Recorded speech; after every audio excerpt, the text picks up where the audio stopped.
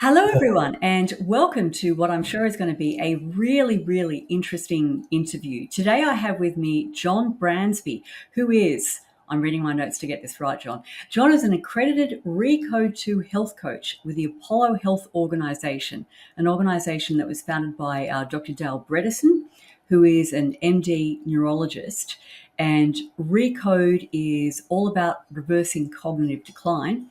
I'm going to ask John to describe the program and what it took for him to become a coach and some of the experiences he's had since then. But the reason for our discussion today is because John, and I'm very grateful for this, he pushed under my nose a study that was just published last week. I believe it was the 7th, just checking here. It was published on the 7th of this month, being June. And this is a study on, well, I'll just read out the title, Effects of Intensive Lifestyle Changes on the Progression of Mild Cognitive Impairment or Early Dementia Due to Alzheimer's Disease, a randomized controlled clinical trial. Now, I had seen the press releases for this particular study, and a few people who I'm on their email mailing list had said, "Hey, Dean Ornish's study has finally been published." And I thought, I'll get around to reading that. And then John actually sent me the study and said, "Hey, look at this." And I'm so glad you did, John, because it might have taken me several weeks to get around to looking at this, and you fast-tracked that for me. And so I thought I would have this conversation with you because you've read the study and it's very relevant to you as essentially, a coach who helps people overcome early stage Alzheimer's disease. And so, let's start with that. What did you think when you saw this study and began reading through it? Well, it was a pleasant surprise for me to see it, Robin, because once I read, I know a fair bit about Dean Ornish from his previous work. And just for our listeners who maybe aren't familiar, Dean Ornish is a pioneer in lifestyle medicine, and his previous studies have involved the use of a very similar diet and lifestyle program to reverse coronary atherosclerosis, so clogging up of people's arteries, and also early stage prostate cancer. So sorry, John, go on. So what struck me about this trial, Robin, was that Ornish, he was using a very similar intervention to what's known as the Bredesen protocol, a protocol developed by Dale Bredesen in the States. And he's a neurologist who's been in the research area for about 30 years. And he put together the Bredesen protocol, and I got trained in that a while back, and we can discuss that. But what struck me was Bredesen, his organisation did a trial back in 2022 as well. So it looks like both these studies were going on at the same time. Yeah. And they're both quite similar in that they have a multifaceted lifestyle medicine-based intervention. They both had a relatively small number of participants, 25 in round numbers. Mm-hmm. The difference is the Bredesen trial didn't have a control group, Yep. Whereas the Ornish one did. Yep. And I suppose the results from the two trials were that the Ornish trial, which was only a 20-week trial, so under 5 months, whereas the Bredesen one was for 9 months, so significantly longer. Yes, that's almost twice as long. Yeah. Yeah. And the results, if you just want to look at the results based on the participants in the intervention group that improved their cognition, Bredesen's trial had a 84% of participants that improved their cognition. Yep. And in the Ornish trial, I think we had 10 out of 23, which equates to about, I think it's about 40%. Yep. So roughly, I know we're talking small numbers, but roughly twice the number of participants improved their cognition. in the And Bredesen protocol. we'll get into the specific scales that we use to measure it in the Ornish trial. How are those improvements in cognition measured in the Bredesen study? Okay, well, I had a quick reread of that, excuse me, the study before our call, and the Bredesen one was based on a number of measures. They used what's called the MoCA index. So this is the Montreal Cognitive Assessment, and that was Yes. used to initially, you might say, qualify the Ornish participants for the study. But they didn't Yes. actually do a repeat on the MoCA. That's interesting. Right. So with the Bredesen one, they used the MoCA at baseline and then at the end of the 9 months? Yeah, and in between. Oh, And okay. Yep. yeah, and the other cognition tests they used were one called CNS vital signs Okay. and That's different. another one called AQ21, and that one's filled out by the partner of the person with cognitive decline Gotcha. to see if they are observing changes. Okay. Okay. So But they in were it, using quite different scales. And that's they are, important because you end up not being able to compare apples with oranges. But yeah, okay, yeah. interesting. And I was going to say the other significant thing, I think, is that the Bredesen one also used MRI imaging yes. whereas Ornish planned to, but because of COVID mucking up things, that didn't happen apparently. Yep. But Yep. the Ornish, They wanted to do PET scans as well to check for the burden of amyloid. Let me just do a quick search on this. And same thing, they were not able to do that because hospitals, so they were going to do MRIs before and after and amyloid PET scans, but and also by the looks of it, they had intended to do a number of other different cognitive and function tests, and so that the whole thing got scaled back because nurses were too busy doing TikTok dance routines or something. Yes. Yep. And I think the really impressive thing with I call it the Bredesen, the ReCODE trial, clinical trial, was that the MRIs actually showed an increase in grey matter volume. Yep. It was only a small increase of about 0.3% on average. Yep.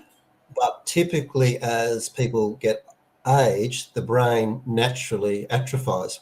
Yep. So and not only that did process is accelerated in dementia too. And so over the That's course right. of 9 months, in people who are already in the early stages of dementia, you would have expected that their brains would shrink further. And so even if they'd stabilized, that would have been a good thing. To have an increase in grey matter volume is very not expected with the normal course of the disease. And I think it's also worth pointing out that there aren't any pharmaceuticals that do this.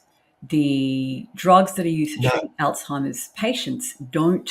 The most that you could say for them is that maybe they slow the decline, but they don't improve things. No, there's no improvement. It's always the best you'll get is a slowing of decline. So that's, and it seems to be, that the drug trials have focused on amyloid, the beta amyloid plaque. And as Bredesen has pointed out many times, there's a lot of people with plenty of amyloid plaque in their brain, but they're doing just fine. So it's not the cause, but it is generally associated with cognitive decline. And it's a mechanism by the brain to sort of protect it in its, you might call it, going into a downsizing phase where it doesn't have enough nutrients, for example. And the amyloid plaque is a response to that, and it's sort of like closing down the brain to operate on minimum smaller capacity, a bit like the blood we do ourselves. When things are really grim, our body shuts down the non-essential areas first, and and so you might end up having your fingers fall off, but your body will do this in order to maintain the core temperature. Okay, gotcha. Interesting. But I think I was going to say probably the most impressive thing, look, you're not comparing, doesn't seem we're quite comparing apples with apples, but it's very similar. The diet is the same, the multifaceted aspect of it is the same. But the fact is, both trials got improvements, which is just unheard of with It's any other unheard of. Yes. So what trials. what we have so far in terms of published research on Alzheimer's disease is we've got studies indicating that people can slow down the rate of cognitive decline. And in the Ornish paper, they actually referred to one of these studies, which involved the MIND diet, which is like a hybrid of the Mediterranean diet and the DASH diet. And what they've shown is that people who adhere closer to the dietary recommendations of the MIND diet, they have a lower risk of developing Alzheimer's disease. If they're diagnosed with it, they have slower progression. But reversal is a whole different kettle of fish. And it has been believed, and I know even say within this sort of arena of people who are working with diet and lifestyle in Alzheimer's disease, there's been a very common belief that once the process of Alzheimer's is underway, that is, once that actual neuropathology has begun, that it's not reversible. And I've heard Drs. Dean and Ayesha Sherzai say that. And so this is very interesting because it shows that that's actually not true. So there's a couple of things that I really want to dig into, and one of them, the major, from our previous conversations about the Bredesen protocol, the major difference between the dietary pattern that Dale Bredesen recommends and the dietary pattern that was used in this Ornish study, I should just say too, for people who haven't read the study or who haven't read my Substack on it, the Ornish program involved meal deliveries. So for the entire 20 weeks of the intervention period, the participants and their spouses or study partners, whoever lived with them, were supplied with 3 meals a day and 2 snacks to really maximize the chances that they would actually comply. Because that's a huge problem. I mean, you can educate people about, this is how you should eat for your condition. Whether they actually do it or not is another thing. And of course, for people who already have some cognitive impairment, it's going to be, for many of them, quite difficult to follow instructions on how to change their diet. And of course, their spouse is already dealing with the burden of having a person who is forgetting things and perhaps, experiencing some difficulties with activities of daily living. And so it's a big ask to get the spouse to actually change their entire cooking style. And so anyway, my point is they delivered the meals, and the meals, I've got the dietary composition in front of me right now. So this is, I'll read it out. The diet was a whole foods, minimally processed, plant-based, in parentheses, vegan diet. So 100% plant foods, high in complex carbohydrates, predominantly fruits, vegetables, whole grains, legumes, soy products, seeds, and nuts, and especially low in harmful fats, sweeteners, and refined carbohydrates. The calorie composition, approximately 14 to 18% of calories is total fat, which, by the way, is a higher fat percentage than Ornish has used in the previous studies for reversal of atherosclerotic heart disease and also for prostate cancer. So I found that quite interesting. He's loosened the reins somewhat on the fat. And I wonder whether that has got to do with research that has emerged on, for instance, the beneficial role that nut consumption plays in the prevention of type 2 diabetes and heart disease. And with both of those diseases, there's a very strong overlap in risk factors with dementia, which we'll get to in a moment. So 14 to 80% of calories is total fat, 16 to 18% protein, 63 to 68% mostly complex carbohydrates, unrestricted calories. Those with high caloric needs were given extra portions. Now, how does that compare to the dietary protocol that is recommended in the Bredesen program?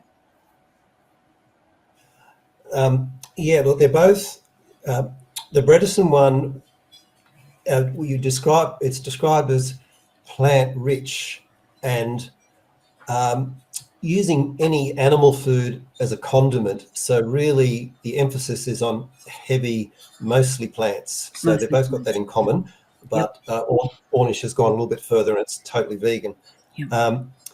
The other difference is that the Ornish program had a high complex carbohydrate component, and the Bredesen protocol has it's more of a Dr. Furman style approach, where it's the emphasis on leafy greens, colourful vegetables, non-starchy vegetables, and resistant starches. So it is more, it's a higher fat diet because it encourages the use of nuts, seeds, avocados, olives, and some olive oil, which is another point of difference. Yes. Totally eliminates dairy, minimises fish, and only restricts it to a number of wild-caught species that hopefully are free of all the poisons that are in farmed fish. Mercury, PCBs, commercially the other nasties. Got it. Okay. Yeah. Yep. Yeah. So that's probably the difference, that it's less starchy vegetables Yes. and more, leafy greens. Less Leafy starchy greens are really vegetables. high on the Would I be list. right in And saying less whole grains, less legumes, or less or none at all? Or where does Bredesen stand on the likes of, say, brown rice or lentils? lentils and those resistant starches are fine for some people, but it's always a matter of saying, because most of the time we're dealing, probably the majority of people who come into this have got insulin resistance. Yep. So, and everyone reacts a bit differently to starches. Sorry, go on. Yeah, so it's a bit of a trial and error to see how people react to those resistant starches, whether they shoot blood sugars up or not.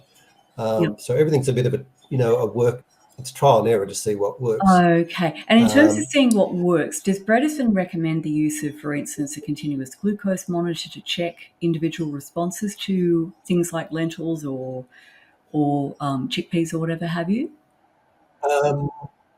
They are quite in favour of these continuous glucose monitoring devices, which are now available. Those white patches you stick on the back of your arm, I think, mostly. Yes, on the tricep. And to measure the response to the diet, so to see if it does cause blood glucose spikes, and then there may be a need to modify the diet in response. And as we know, people with there's plenty of ways to reverse diabetes or the symptoms of diabetes. And there's been very successful interventions by people like Dr. James Anderson, I think back in the 70s and 80s, using a high complex carbohydrate diet, very low fat. And there's also been... That Anderson study was what, 80% carbohydrate, if I remember rightly, and an astonishing decrease in the requirement for insulin in insulin-dependent diabetics in the space of, it was under 2 weeks, if I remember right. It was 10 days, something like that. Yeah. So Bredesen... I think so. The people were off insulin totally. Yeah. Bredesen then is... Sorry, I think we might have a delay. You go. All right. The Bredesen protocol is not in favour of a high complex. I mean, simple carbohydrates are absolutely ruled out. Complex carbohydrates are not encouraged initially, but later on in the program, it is suggested to test reintroducing them. And then if insulin resistance has been improved, then and complex carbohydrates are tolerated, that's probably going to be fine. So they're really using a high-fat, low-carbohydrate approach initially to prevent the glucose spikes, and to also the diet itself is called the Keto Flex 12-3, and the 12 is about having a 12-hour fasting period between last food of the day and breakfast, and the 3 is having a 3-hour break before finishing food consumption, 3 hours before going to sleep. So this might look like not eating between 7 o'clock at night and 7 in the morning, but also so if you go to bed at 10, then the last bite of food would be at 7 o'clock. Okay, got it.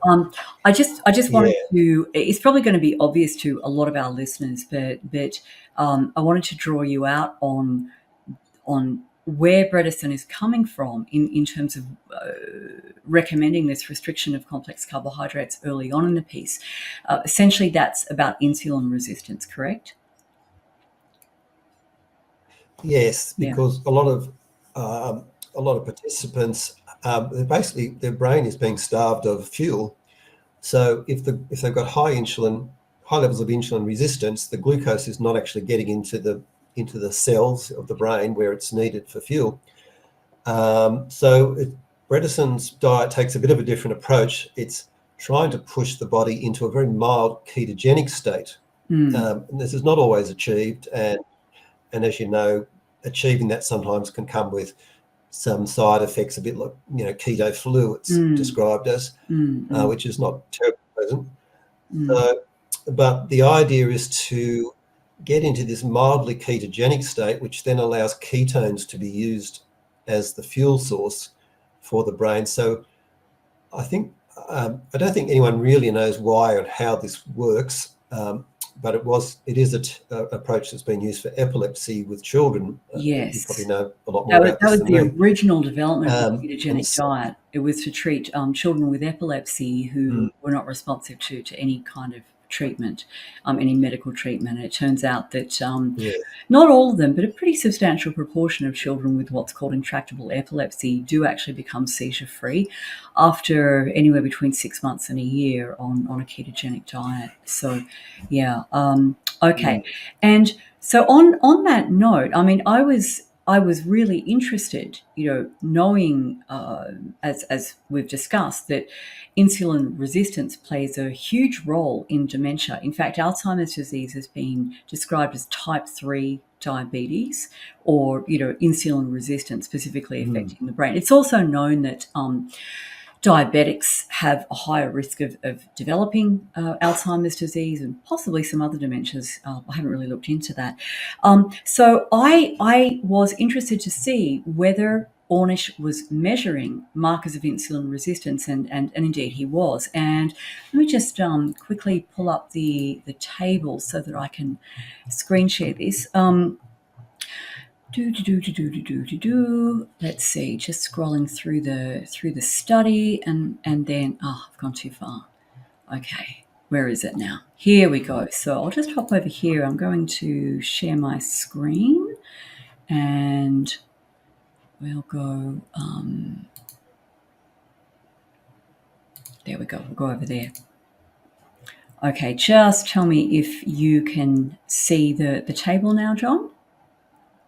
I can. Yep. Okay. So these are the biomarkers that they tested, and one bone that I would pick with them is they didn't actually put the units of measurement in here. And as we all know, Americans tend to use different measures to the rest of us in the moderately civilized world, so that's a little frustrating. But I do believe that they were using the measures that are used in Australia, certainly, and I'm guessing in Europe, because looking at the cholesterol measurements, that's our measurements, millimoles per litre, rather than the typical American of milligrams per deciliter. So I'm assuming, without any indication, that the insulin is measured in the units that we use here. And what I always say to clients is you really want to make sure that your fasting insulin is below 5.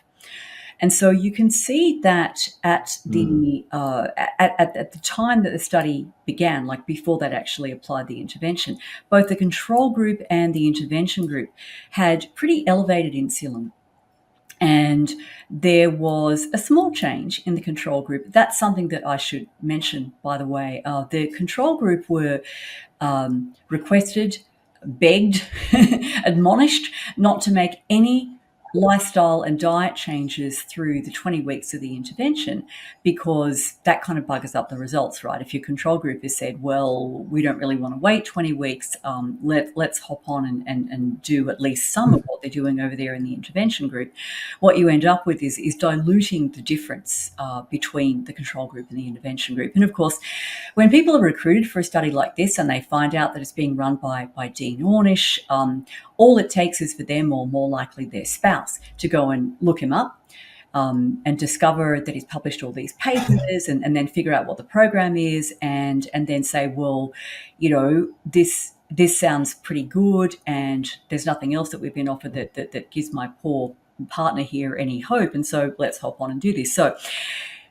as you can see, the insulin level actually dropped in the control group, and it's sometimes this is just artifact, right? There's natural variation when you measure any of these biomarkers over time. But it's possible that some people in the control group kind of went ahead and implemented the program anyway.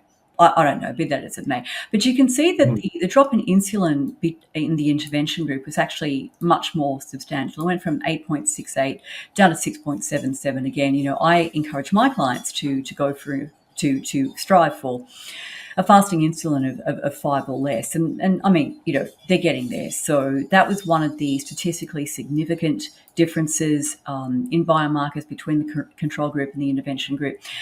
The ketone bodies, so beta-hydroxybutyrate being the principal of the ketone bodies that's used by the brain as an alternative fuel, alternative to glucose. I mean, you can see that the control group and the intervention group were pretty similar at baseline. The control group's beta-hydroxybutyrate actually dropped quite a lot. And again, there are just natural variations in these biomarkers over time, so it's hard to know what to make of that. The beta-hydroxybutyrate level in the intervention group went up, but I mean, it's so slight that it's well within the margin for error. Nonetheless, there was a statistically, that finding was statistically significant. The p-value was under 0.005, so 0.05, I should say. So that is actually statistically significant. Now, but this would not qualify as being in ketosis, correct? That ketone level wouldn't actually get people into ketosis. I don't think so. I must admit, I can't remember the numbers off the top of my head. I'm thinking vaguely a measure of 1 or 2, but I could be wrong on that. I haven't looked at this for a while, but I suspect you're in the ballpark there. Yeah. And Dr. Bredesen,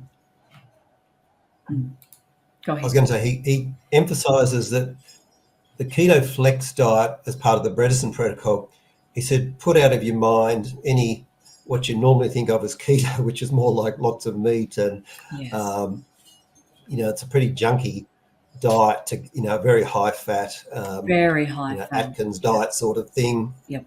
Yeah, he said it's nothing like that. And unfortunately, it has got that connotation, but it's not meant to be anything like that. And it's meant to be achieved in a very different way. So that's a question that I have for you. Has there been much discussion of this study in the Bredesen, coach accredited practitioner community? And so that's my first question. Has there been any discussion of this study? None that I'm aware of, and we've got to keep in mind it's been 7 days or 6 days since it was published. So it's still very new. A lot of people wouldn't have digested it yet. Sure. Yeah. No. So I don't think we've had enough time. And so my second question on that note is within, again, the Bredesen coach practitioner, I hate the word community. I hate it. It gets so overused, as if everyone who does a certain thing is all part of one big community. But anyway, you know what I'm talking about. Among these people who've undergone the Bredesen training, do you find that the practitioners and coaches tend to be sort of very pro keto, not plant-based, or not? No, definitely plant-based.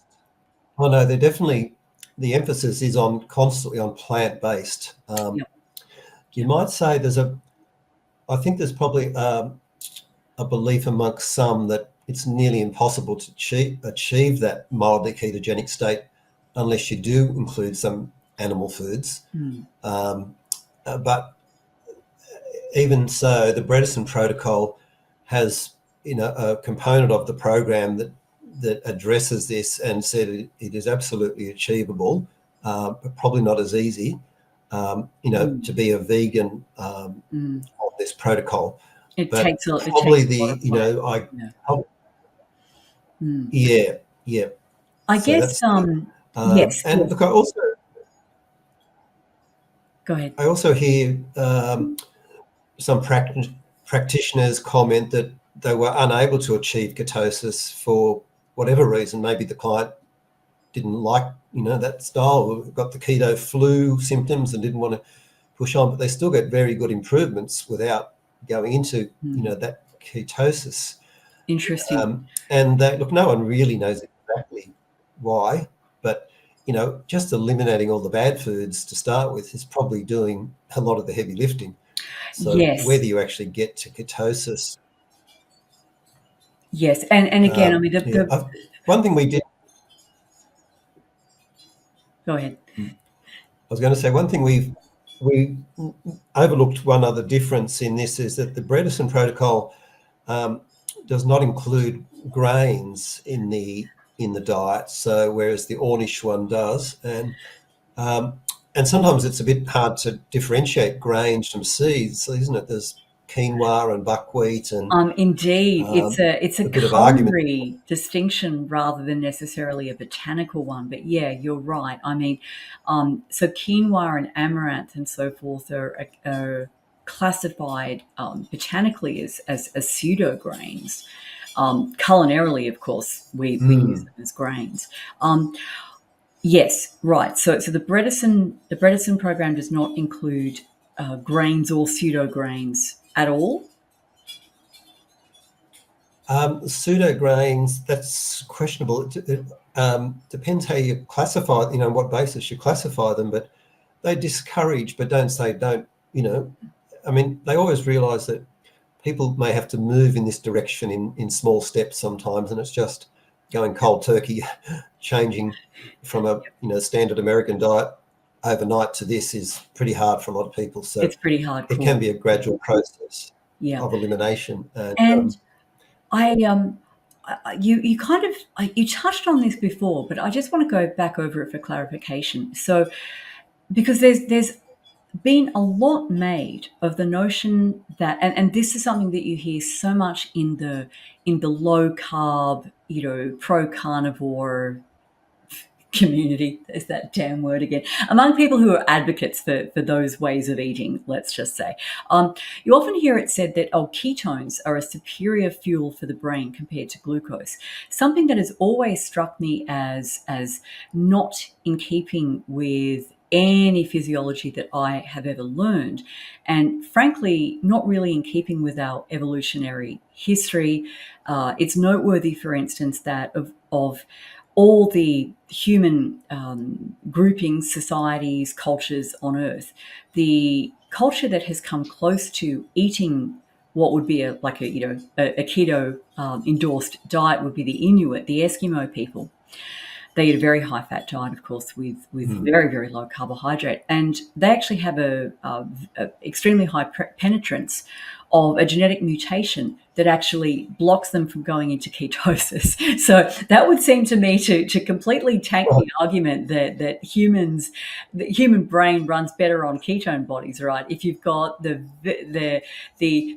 tiny percentage of people on Earth who eat this super high fat, very, very low carbohydrate diet, and they have a gene mutation that stops them from going into ketosis on that diet, right? That should tell you a lot. Your brains actually prefer glucose, and will turn heaven and earth to get it. So anyway, but my question then was around, does Dal Bredesen believe that there is something inherently therapeutic about changing the fuel mix of the brain so that the brain is getting comparatively more ketones and less glucose? Or does he see that more as being a marker, let's just say, of insulin resistance? That is, if the person is insulin resistant, they're not going to be able to get glucose into their brain. And so therefore you put them into a mild ketosis to at least get some fuel into the brain. And then further down the track, they'll be able to use glucose more efficiently. I hope I phrased that properly as a question. Yeah, I think I know what you're getting at. Okay, good. Yes. You sort of try to restore the fuel supply as quickly as possible. And if you've got insulin resistance to overcome, that may not happen. It happens fast sometimes, as we know, but the ketosis is a way of restoring full fuel supply, you might say, as quickly as possible. I think that's part of it. And the other part, of course, the diet is called the Keto Flex 12-3. And the Bredesen protocol advocates having metabolic flexibility. So the ability to run on both fuels. So it's a bit of a hybrid thing. So it helps.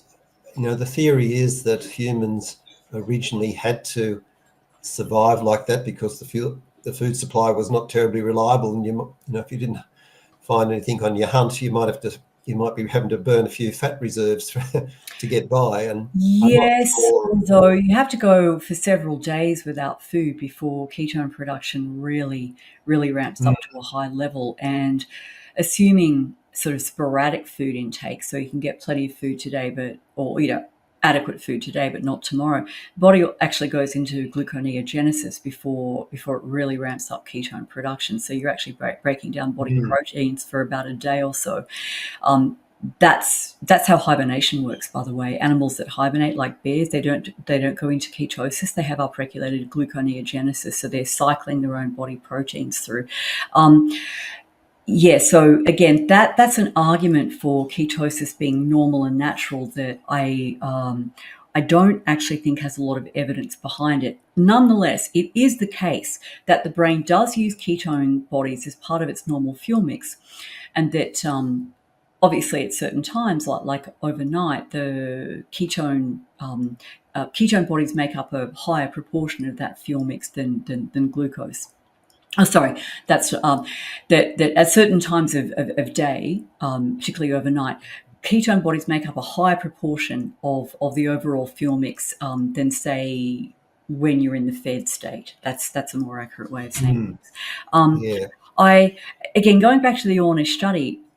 What I was particularly intrigued by was that markers of insulin resistance, namely the fasting insulin, and that it wasn't mentioned in that table that I showed, but they did mention in the text of the article that they measured hemoglobin A1C, which is, of course, a Mm, marker of average blood glucose concentration over the previous roughly 4 months. And the HbA1c went down as well.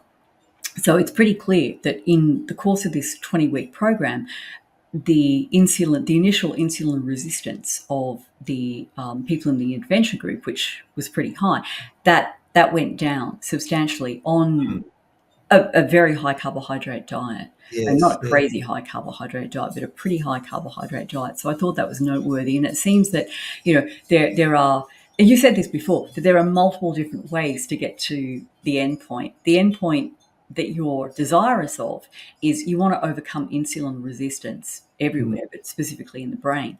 And so it looks like there are multiple ways to achieve that.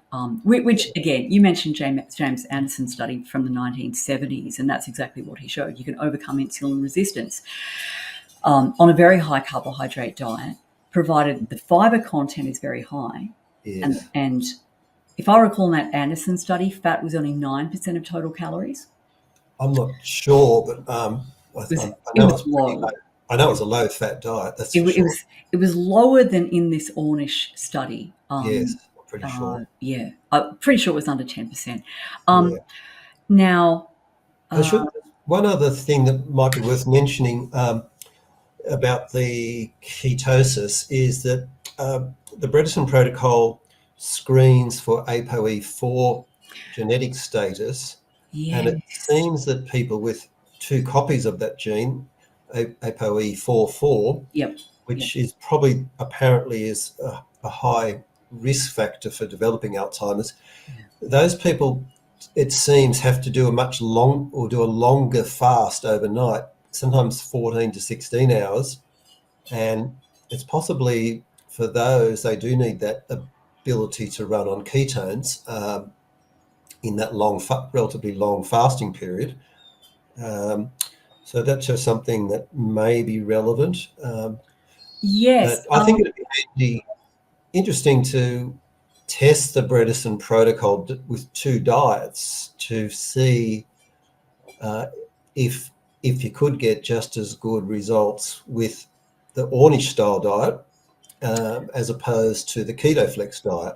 Yeah, I'm curious about that because as you are aware, I'm sure that ApoE4 variant is actually very, very common in the people of Nigeria, Mm. Nigeria or Kenya. It's one of I the think two. Nigeria. There's a very, very high prevalence of people who are carriers of that ApoE4 allele, and yet dementia rates are very low. And the diet that they eat is extremely high in complex carbohydrates. It's a very high fiber diet. It's a very low animal product diet. And that ApoE gene is specifically related to cholesterol transport.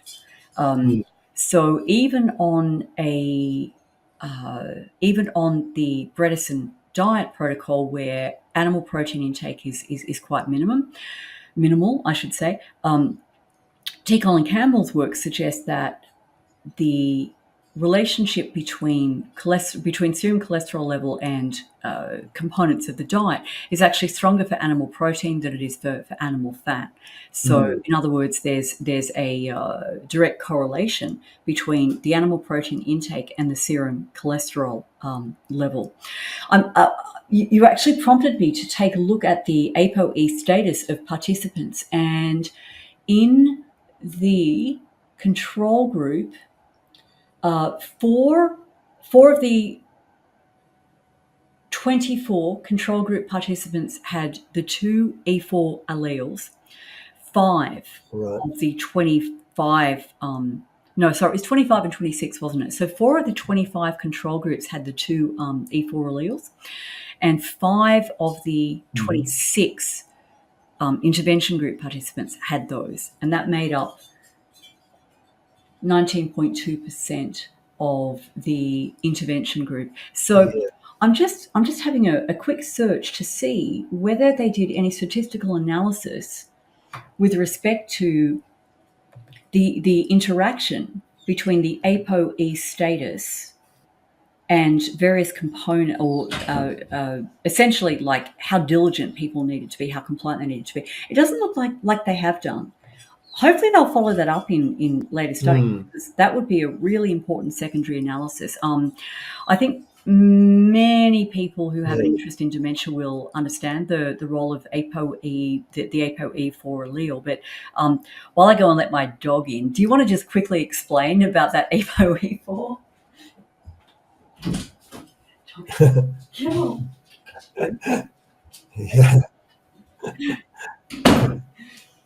He's a big old mummy's boy. The ApoE4, that just it seems to predispose. It's to do with inflammation, especially, and apparently having higher levels of inflammation can be an advantage in certain sort of more traditional, hunter-gatherer communities. Quick response to bacterial infection when you get a spear in your leg or something. Yes, exactly. Or you're standing on a sharp rock because you've got no shoes on. That was actually an advantage to survive, and you're eating perhaps raw meat or something. So that was sort of an advantage, for a certain way of living. But in today's society, we've got inflammation coming from everywhere, so having that added on is not an advantage. And it seems to predispose quite strongly to getting Alzheimer's. But as Dr. Bredesen says, it's not your genes are not your destiny. It predisposes you. It just means you've got to work harder to prevent it and keep it at bay if you do get it. And there's one lady who's very prominent in the Bredesen organisation who does have that, and she does have to go to fairly not extreme, but she has to apply the Bredesen protocol to a very high standard to remain in very good health, and she's doing that. So, and then she has and when she has decided to try and back off the protocol a bit and take it a bit easier, the cognitive decline has come back fairly quickly. So it does seem that's very interesting, and I'm sure you read in the paper, and I noted this in my article on it, that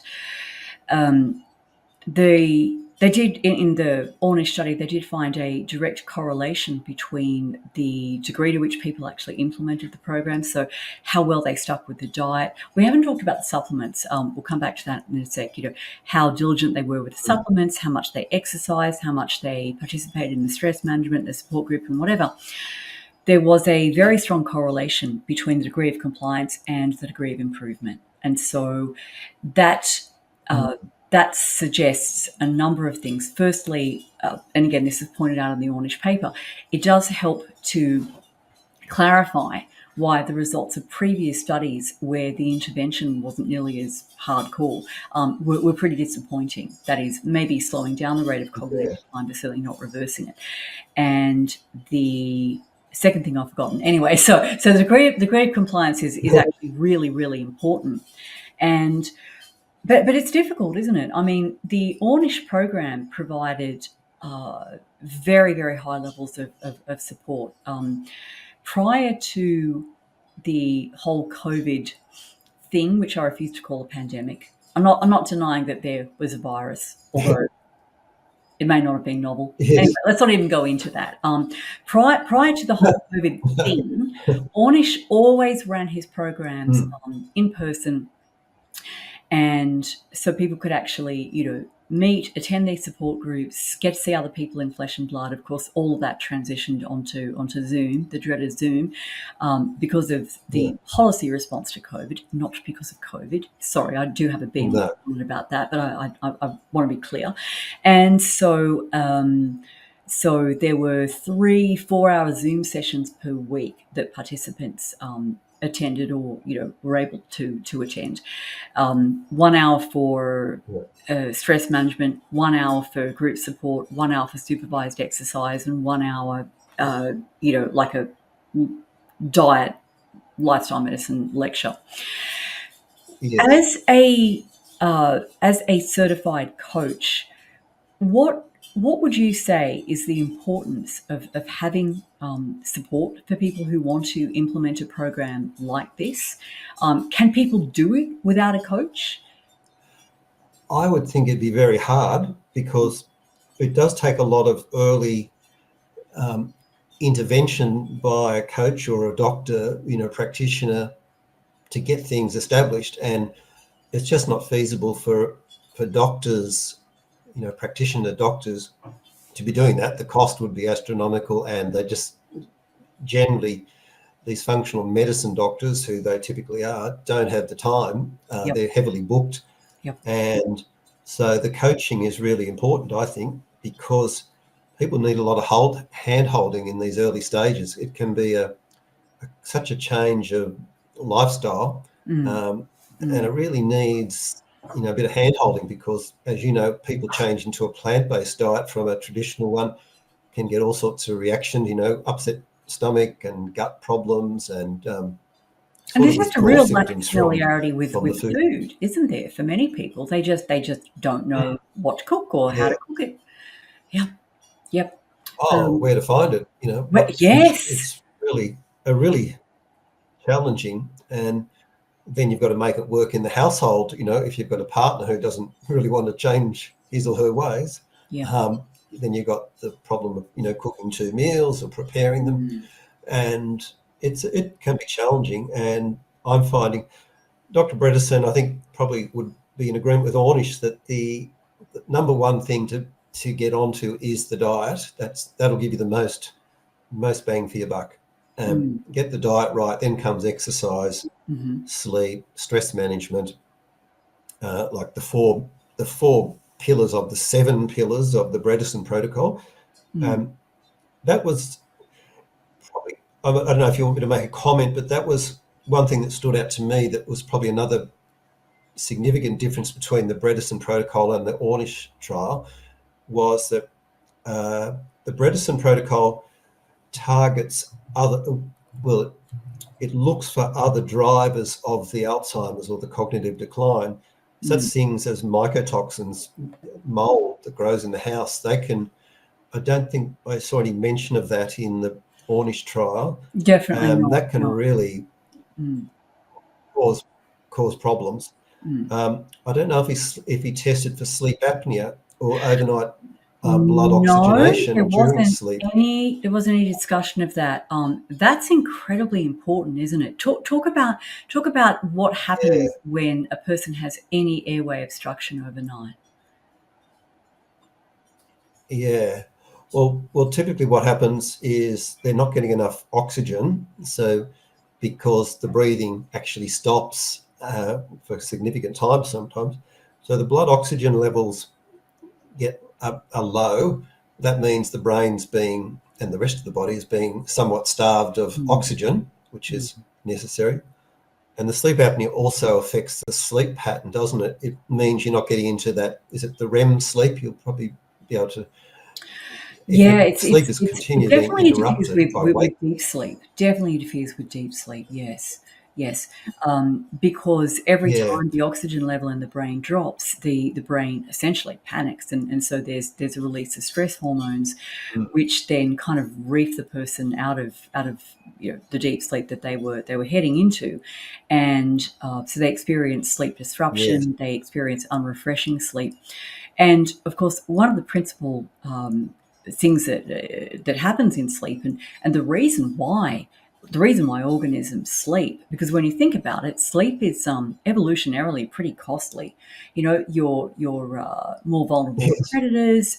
You're not getting out there and getting food or finding mates or whatever. So, like, why the hell do creatures sleep? And one of the major reasons why creatures sleep is because that's when our brain gets cleaned out. So, the glymphatic system Mm. is active. Then one of the Yes. roles of the glymphatic system is to actually pump things like amyloid protein out of the brain. Mm. So if a person's getting disrupted sleep because of low oxygen levels overnight, then they're not getting that brain cleaning. And I presented a webinar to my membership group just a couple of weeks ago on the glymphatic system. Mm. And one of the interesting findings in research on the glymphatic system is that people who develop Alzheimer's spend more time sleeping on their backs. In the run up to developing Alzheimer's, I should say. So, in the years before their Alzheimer's diagnosis, they are more likely to spend more time in bed on their back, which, of course, is the position in which sleep apnea is maximized. So Yeah. when people sleep on their sides, it appears that they get better glymphatic, that they get better activity of the glymphatic system, and therefore greater clearance of Mm. toxic proteins like tau and amyloid out of the brain. So yeah, the sleep apnea thing is really important, Yeah. and I mean, look. I'm sure there's all sorts of things. I saw a comment on my post on the Ornish study. Why didn't they look at vitamin D? Yeah, they probably should have. There's all sorts of things they could have added to this, and Yeah. hopefully they will. There's Yes. mm, Yeah. The other, so sleep, rectifying sleep problems is really important. And if it wasn't investigated at the start of the trial and not treated, that would probably explain, you could have got better results if that was done, perhaps, yep, but that can take a while. CPAP machines are not very, very well tolerated, and people then don't like them dental today. devices such. Yeah, No, it takes a while to resolve sleep problems, and sometimes it's just because of being overweight. Losing weight can help with that. yes, So yes, you've got the mycotoxins were not. It doesn't seem that there was any investigation as to whether they existed in the people in the trial, and whether there are any other pathogens or toxins. Sometimes, like even herpes simplex, chronic, that can contribute. There's gum disease, gingivitis. So the yes. periodontal, these things were not. These are all part Mm, of the investigation in the Bredesen protocol to find out what they just drive. There's so many drivers of Alzheimer's. So yes. part of the I'm also protocol thinking of Christopher Exley's work on aluminium accumulation within the brain, hot and toxic, heavy metals. yeah, yeah, Yeah, so that's all tested at baseline in the Bredesen protocol mm, to see if you've got things like mercury from, say, amalgam fillings, mm, toxins like aluminium, cadmium, mercury from fish, of course, and PCBs and all that stuff. So but they're not easy to fix overnight.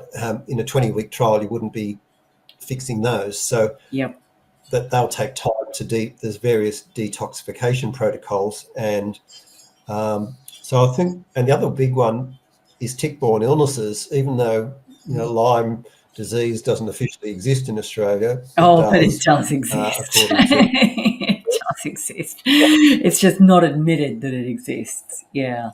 even if it's not Lyme, there's the pathogens associated with tick bites, like Oh, absolutely. Babesia, I think it's There's a called. whole host of these pathogens that Yeah, cause similar syndromes. Yeah. and these really knock the body around, and if they're not addressed, even the best diet, exercise, and sleep and stress management in the world is not going to make enough difference until those things are resolved. So It's 20 striking. weeks is a very short time.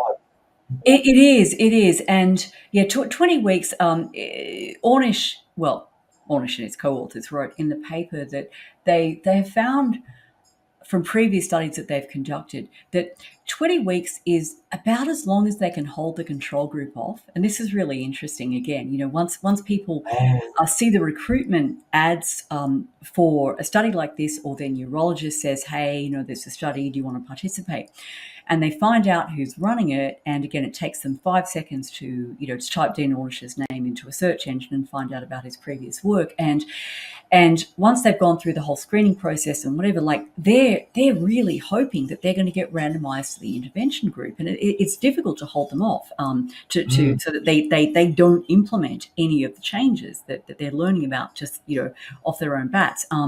And so, could they have gotten better results with longer than 20 minutes? Yeah, no doubt. Like I wouldn't doubt that for a moment.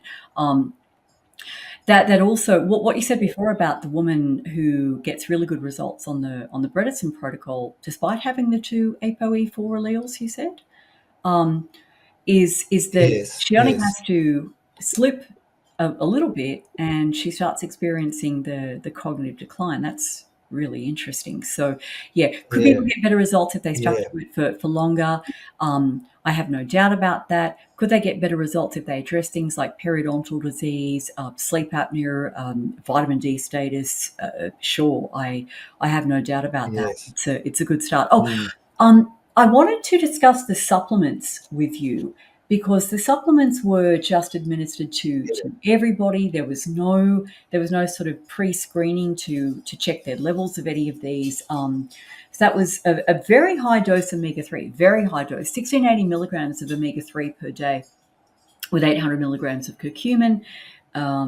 They also gave them a multivitamin and mineral that had no iron. Iron, like aluminium, has been shown to accumulate in the brain of people with dementia. CoQ10, vitamin C, B12, magnesium L3 and 8, lion's mane, the mushroom lion's mane, and a pretty high dose probiotic. So do you have any thoughts on those particular supplements, and are they also part of the Bredesen protocol? Well, again, this probably highlights another difference between the two trials and the two methods. The Bredesen protocol is a very personalised program. So while they do use supplements, they first do testing to see if there's deficiencies that need supplementation if the diet can't achieve it. And quite often they start with supplements, but the goal is to get off them. And once the diet has really kicked in, meet the hopefully needs you're through getting the it diet. from the food. Okay. Yes. So Dean Ornish's trial used a one-size-fits-all supplement program, and whereas the Bredesen protocol would do testing first for deficiencies and use a personalised. So not everyone will get the same supplements. In fact, it's very unlikely. So that's another difference. That's another difference, which is actually inherent to the nature of a randomized controlled trial, and that is one of the I suppose you could say criticisms of Bredesen, which is that he's published case studies and case series, but he hasn't actually done an RCT. And I think we glorify RCTs too much. there are definite limitations to an RCT. One of them being exactly what you've described, that you've got to have this utterly standardized protocol in a randomized clinical trial, and that doesn't take into account people's individual needs and requirements. Nonetheless, I mean, I do understand why Ornish has always gone down the RCT route, because he knows that that is the only way he's going to get published in top journals, and also, as he's done with the cardiac rehab program, how he's going to get insurance reimbursement. It's the system, and that's the game that you have to play. Yeah. You want to work within the system. He does want to work within the system, so he plays the game. Okay, that's fine. I don't judge him for that. He certainly reached a wider audience because of that. But yes, so it did strike me that's a dirty great long list of supplements. I see compliance issues. There are also cost issues. I mean, everything was supplied to participants in this trial. Well, that's the nature of a clinical trial. A lot of very wealthy people stumped up a lot of money. Yeah. It's a lot of money. It would have cost a bomb to run this.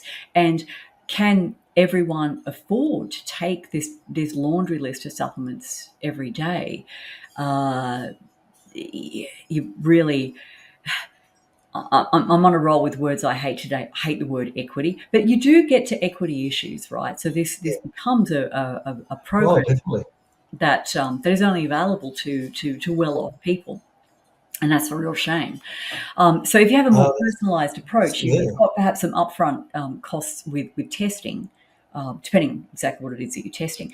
But you could then narrow down, this is what you need to supplement, but you don't need to worry about that because you're actually already replete in it. Yeah. Okay. Yes. The other thing I was going to mention, I just lost my train of thought now. It's worth noting the Bredeson's organisation has got, they're recruiting now for a randomised controlled trial in 6 sites in the States. Yep. To address that criticism. But I always wonder, given that there's nothing else out there that has ever reversed cognitive decline that's been published. Do you need a control group really? Because isn't every other person who's been in every other trial sort of the control group, or anyone under standard? Yeah. Standard care at the moment. This is a criticism that's been levelled at Caldwell Esselstyn, which is that his studies of coronary artery disease reversal did not involve a control group, and his attitude was exactly yours, right? These people have been given a death sentence. They've been told that cardiology has nothing more to offer. What do you want them to do? just continue with normal treatment when they've been told you're going to be dead, Yes, so the whole issue of control groups, and look, I mean, just the mere fact of being enrolled in a clinical trial invokes the so it's called the Hawthorne effect, which is that if you're recruited into a clinical trial, you change your behavior. This is what I mentioned before. Like you see changes in certain biomarkers in the control group, which could just be random fluctuations. That's perfectly possible. But it could also be because the mere fact of being enrolled in a clinical trial, even if you're in the control group, causes people to change their behavior. And so the argument against using historical controls is that anyone who's enrolled in a clinical trial will change their behavior, and because of the placebo effect, people will get benefits or report benefits when as purely as a result of getting, let's just say, the extra attention that they get as a consequence of being enrolled in a clinical trial. So there's that. And the problem is, as I say, that you can't even solve that problem by recruiting people into a randomized controlled trial, because people start changing their behavior anyway. So you'd have to have, I don't know what you'd have to solve this problem, or even if it's solvable. I guess you would have to have, here's your intervention group, here's your control group, and here's a bunch of random people that, I don't know. I mean, again, you can't even notify them that they're participating in the clinical trial because the Hawthorne effect changes their behavior. So I think it's an unsolvable problem. And like you said, if people just go for usual care, their mild cognitive decline or early stage dementia is going to get worse and worse and worse and worse. What the frick do you have to lose? I guess the only argument against that would be Yeah. this is a very intensive program. Both the Bredesen and the Ornish programs, they're very intensive. And if there are elements of that are actually redundant, then so people could drop that part of it and not experience any detriment, that might increase the percentage of people who'd be willing to implement the program, right? If it was that little bit less onerous, because this part of it over here that wasn't actually necessary for success actually got dropped, then maybe we'd get more buy-in from people who could stand to benefit. Yeah. The other thing that Dr. Bredesen mentioned, he was trying to get clinical trials done back in around 2011-12, and actually in Sydney, in Australia. And he could not get review board approval for the trials because they said, you don't understand, we can only vary one factor, and you're varying multiple factors. And his response was, you don't understand Alzheimer's, it's a multifactorial condition. Yeah. But And this it took about 10 years before. Yeah, the same criticism was thrown at Ornish, for the heart disease studies. You're changing their diet, you're getting them to exercise, they're doing, meditation and yoga, they've got a like a support group. This is too complicated. We don't know what you're actually testing. And his approach was exactly what you said Bredesen's was. It's like, this is a multifactorial disease. Duh. You've got to get out of that pharmaceutical mindset where it's like, oh, we found a biomarker, cholesterol, blood pressure, PSA, whatever the hell it is. We found a drug and it lowers that thing. And so we're just going to test this one thing. It's like, you're an idiot. If you think that a chronic disease boils down to one factor, and if you change that one factor, like all of these drugs that target the deposition of amyloid, which have shown no benefit in terms of reversing cognitive decline, but do cause brain swelling in a shockingly high proportion of people. Yeah. Oh, yeah. How do you deal with that degree of just, idiocy and intellectual blindness? This is very similar to the reductionist thinking that Dr. T. Colin Campbell describes. You cannot analyze food and say, what is the one ingredient in that, in that apple that is making your health improve? Well, and the reductionist thinking is, let's identify that, put it into a pill, and then you don't have to take the apple. You don't have to eat the apple. And it's holistic thinking. This is a holistic approach as opposed to a reductionist approach. And it's why modern medicine is just great at, sewing severed limbs back on and saving people who are in the midst of having a heart attack and, I don't know, people who have got some overwhelming bacterial infection. It's great for that because it's like, here's this one thing. This person's got a raging bacterial infection. That's all we need to do is give them an antibiotic and maybe supportive care. This person's leg got caught in an industrial machine, right? Let's get the neurosurgeon on. We'll just sew his leg back on, whatever. When it comes to chronic disease, medicine's just terrible. It's because that approach doesn't fly when it comes to diseases that have been developing in people over the course of years to decades to basically their entire life, because of multiple bad, I could say choices, but that really is getting into a bit of victim blaming here. There are multiple factors that create chronic disease in people because of the way that, modern societies are set up. And that's not to say I think we'd all be better going back to the cave or whatever. Obviously, there are huge, advantages to living in, westernized societies with like plumbing and electricity and stuff. It's pretty handy. But, there are downsides of that. And these downsides, like the lack of requirement for regular physical activity, people not going outside, not spending time in nature, not getting sunshine, people eating this highly processed diet, people being able to stay up all hours of the night because they have, night lights and overhead lights. People spending all night on Twitter or something lame. And people not getting the appropriate amount of social contact. All of this is what causes chronic disease. There isn't a pill for that. Yes. There isn't a single factor. No. It's all of that.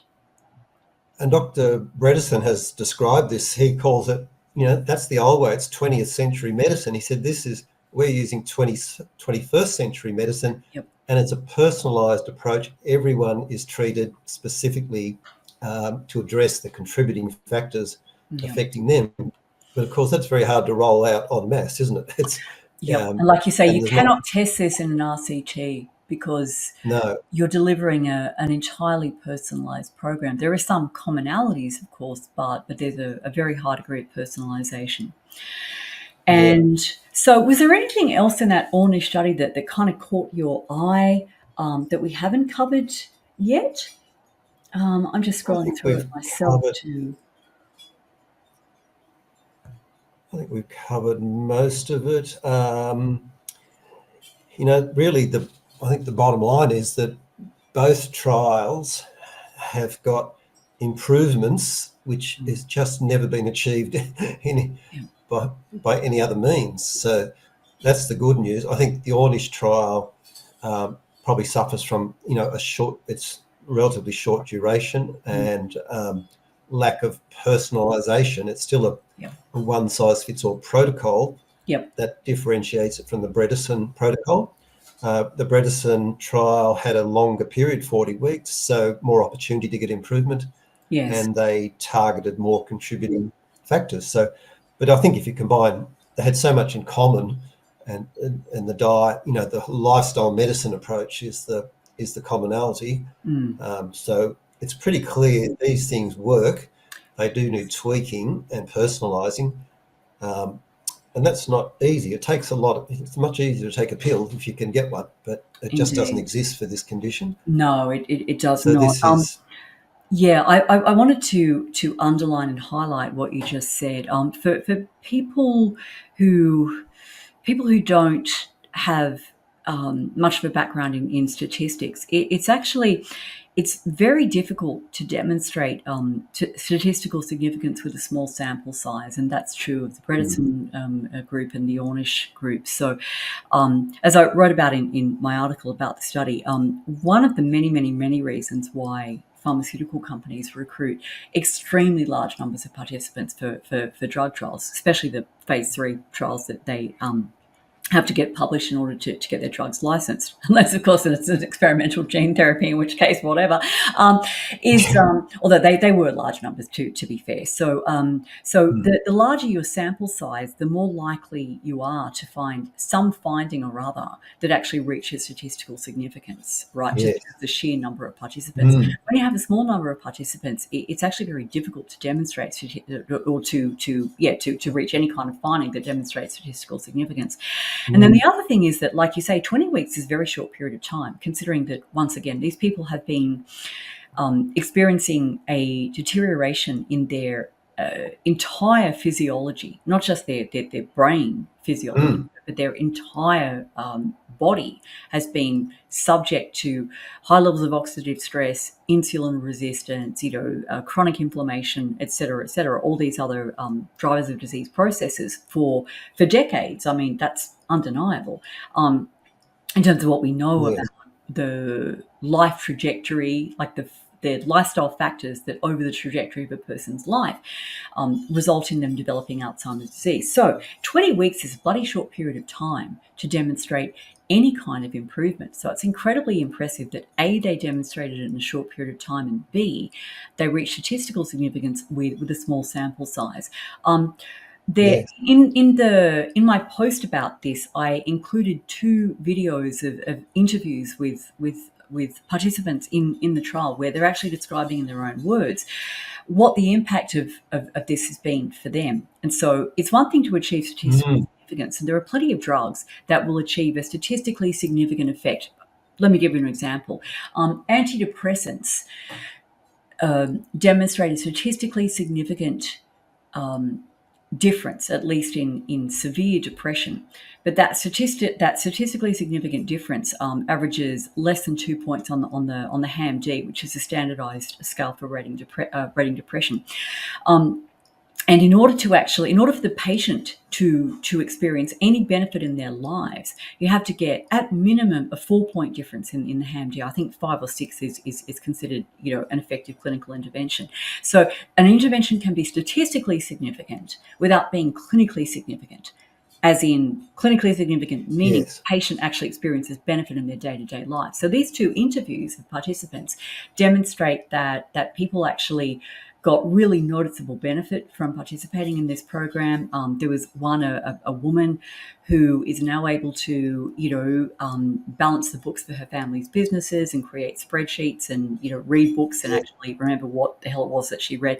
And the other was a guy who is a bagpipes player, and he I was saw that. Yes. forgetting, the sequence of the tunes, and now he's fully back to being able to play these tunes and play them in sequence and know exactly where he is. And the joy in these people's faces, and they were sort of, the guy in particular was just crying these tears of joy. I'm just so happy, like I've got my life back. So it's not just statistically significant; it's meaningful in people's lives.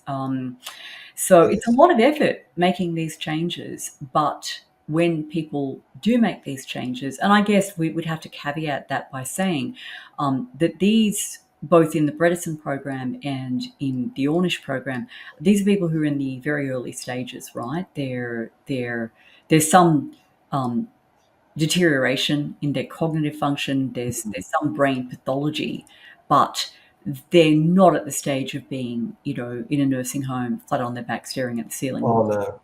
Yeah. No, and that's very, as Dr. Bredesen says, it's much harder to turn around the more advanced. It's harder to turn around the more advanced it is, Yeah.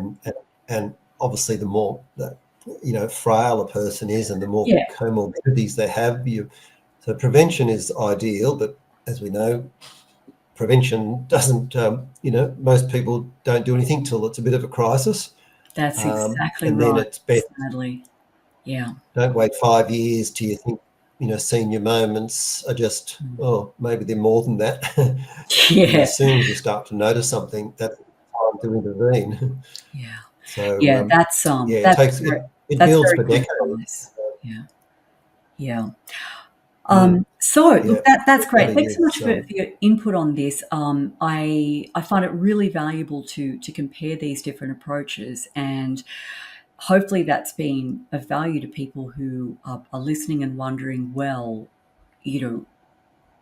what kind of dietary approach might actually work for me, right? And it seems like there is some flexibility. The commonalities between the Ornish diet and the Bredesen diet is that both are very, very plant centric. The points of difference would be how carbohydrate heavy they are, and also obviously the Ornish program is strictly vegan. The Bredesen program seeks to minimise the intake of animal products. Oh, that is one more thing that I wanted wanted you to comment on, which is something you highlighted to me. So having trained in this program and done a fair bit of research before you did, I know we were, in conversation at various points as you were investigating the various programs available. And one thing that you shared with me was that there is not a single program that you know of that is seeking to address mild cognitive impairment or early Alzheimer's that is not either mostly plant-based or fully plant-based. There are a couple that you mentioned. Do you want to just quickly run through the programs that you're aware of? The only other ones I'm aware of are probably on a much smaller scale. Yep. And the Ornish one is not a program yet, of course, is it? It's just a trial. That's fair to say. Yeah. Yep. Yeah, and it may become a program, who knows? But the only ones I know of out there that are specifically targeting cognitive decline, there's a very small one, I believe, run in Hawaii by Dr. Steve Blake. It's run through the Maui Memory Clinic, I think it's called. Yep. And it's 100% plant-based. There is Dr. Rudy Tanzi, who is a co-author on this. He was trained at Harvard. He's at Harvard, yeah.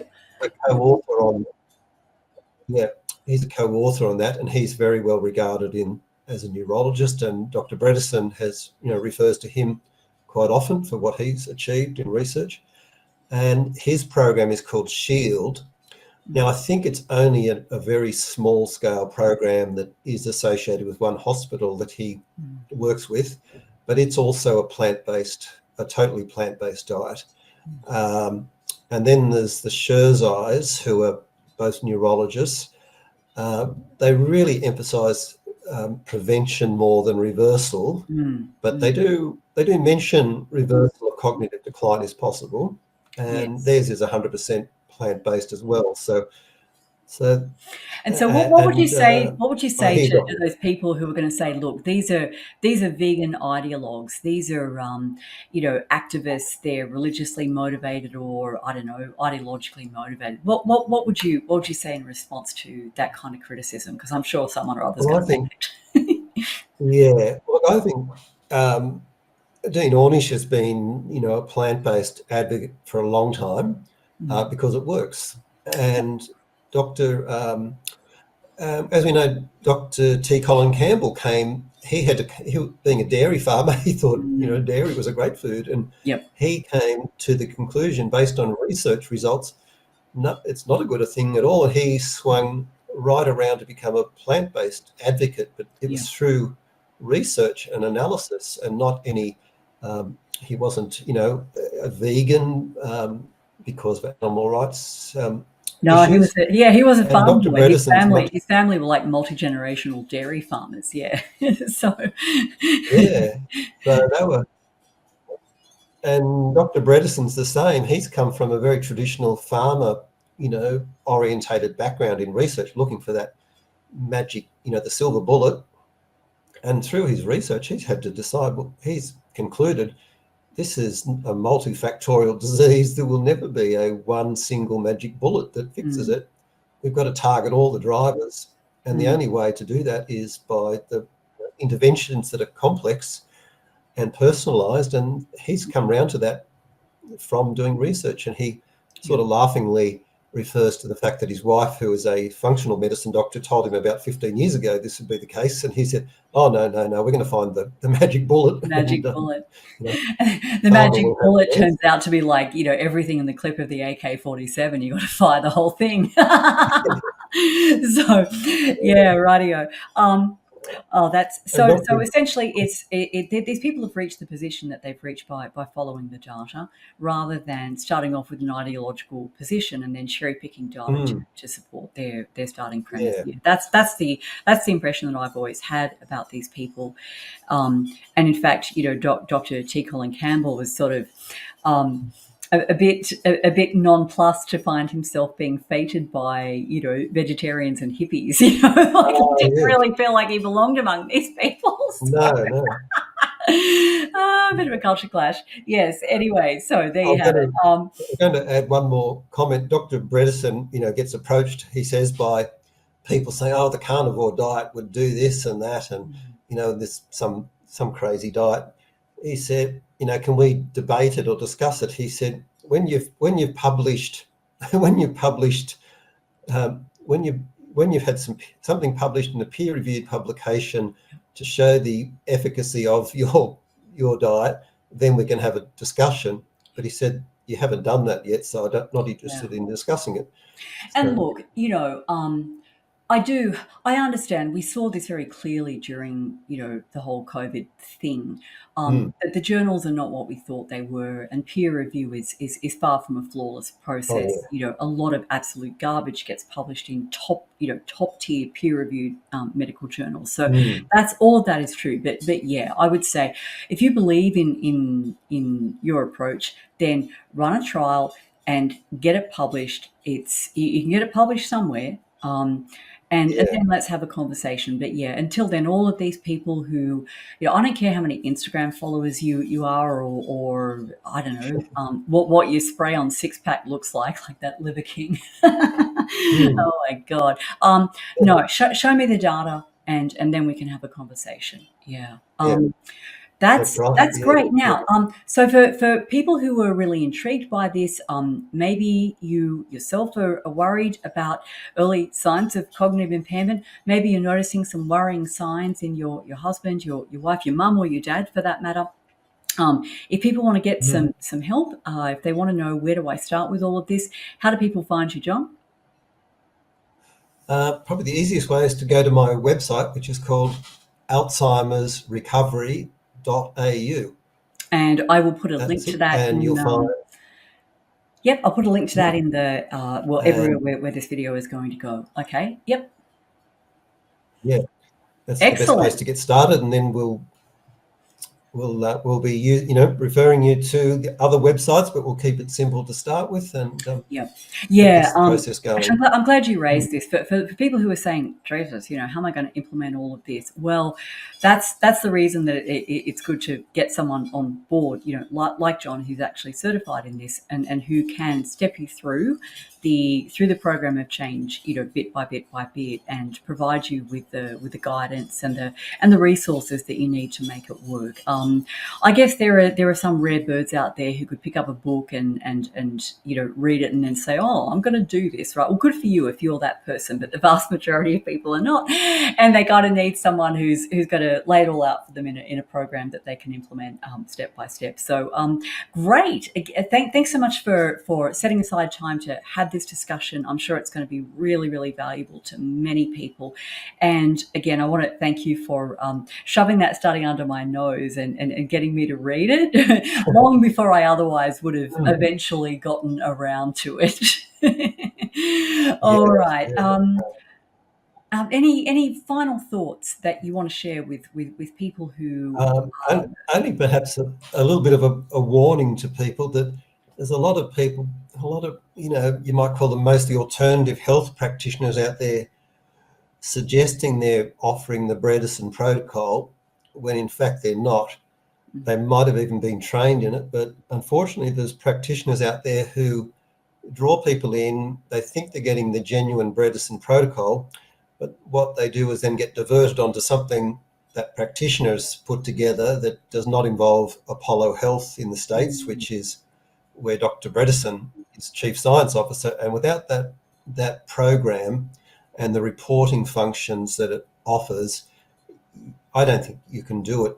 You're just flying blind. And anyone who tries to do this without the official Bredesen protocol, the ReCODE program, just beware. Unfortunately, that's the nature of this business. You can't patent it. You can't, people can do copycat programs, you might say, and say, oh, well, this is just the same as. But that's, one thing to be on the lookout for. All right. So investigate thoroughly. If you're not doing it, ask a lot of questions, and I guess if the person just has this really kind of heavy sales pitch, but doesn't give you a lot of details, I'd be sort of extra cautious. Yeah. All right. In a nutshell, I was going to say, in a nutshell, if it doesn't involve enrolling in the program through Apollo Health in the States, you're not getting the genuine program. That's okay. That's the simplest way to. That's a super good tip. Yeah. All right. Okay. Thanks so much for your time today, John. And I will also issue an invitation. Anyone who's got questions that they want to ask you, just leave it as a comment in the post where I'll be embedding this video. And John, hopefully you'll be able to get back to people. Sure. Yep. Okay. Thanks, Robert. Great to All speak. right. Wonderful. Thanks again. Bye for now.